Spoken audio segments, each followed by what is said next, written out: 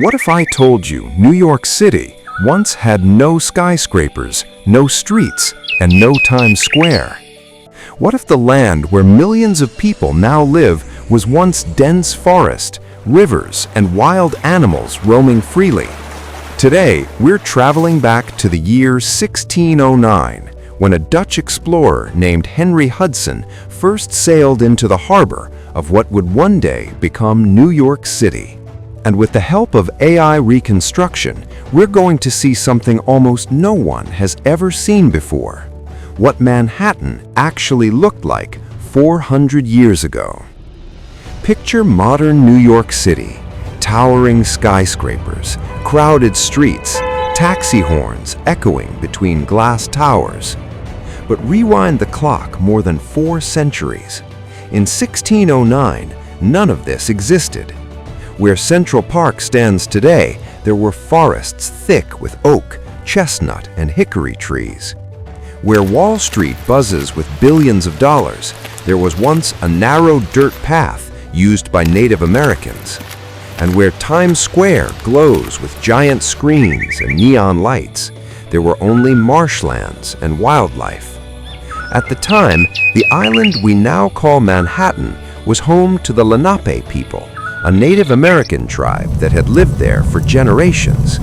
They called the island Mannahatta, which meant something beautiful, the island of many hills. But in September 1609, everything began to change because a European ship had just entered the harbor. The ship was called the Halve Maan, the Half Moon, and it was commanded by the English explorer Henry Hudson, sailing for the Dutch East India Company. Hudson was searching for something incredibly valuable, a shortcut to Asia.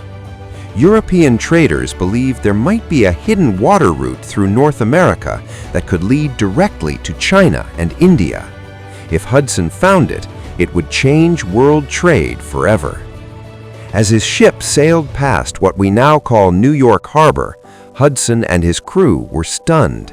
Instead of a crowded city skyline, they saw something completely different: rolling green hills, dense forests stretching across the island, clear rivers flowing into the Atlantic, wildlife everywhere: deer, wolves, beavers, and even black bears. Smoke rising gently from Lenape villages scattered along the shoreline. For the Lenape people, this was just another day on their ancestral land. But for Hudson, this place looked like opportunity. He sailed his ship up the massive river now known as the Hudson River, hoping it might lead to Asia. But after days of exploring, Hudson realized the truth. This river was incredible, but it was not a passage to the east. Still, his discovery would trigger something far bigger than he imagined, because Europe had now found a new gateway to North America. Within just a few decades after Hudson's voyage, Dutch settlers arrived and built a small trading colony called New Amsterdam. The forests began to fall, farms appeared along the island, and wooden houses slowly replaced Lenape settlements. In 1626, the Dutch famously purchased Manhattan from the Lenape people for goods worth about $24, often described today as roughly 60 guilders, though historians debate what that transaction truly meant. But what happened next changed the world. New Amsterdam eventually became New York City.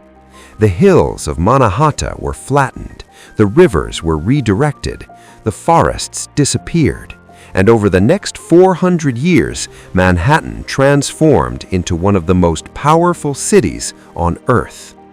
But if you could stand on the shoreline in 1609, before the skyscrapers, before the bridges, before the millions of people, you would see something almost impossible to imagine today: a wild island of forests, rivers, and rolling hills.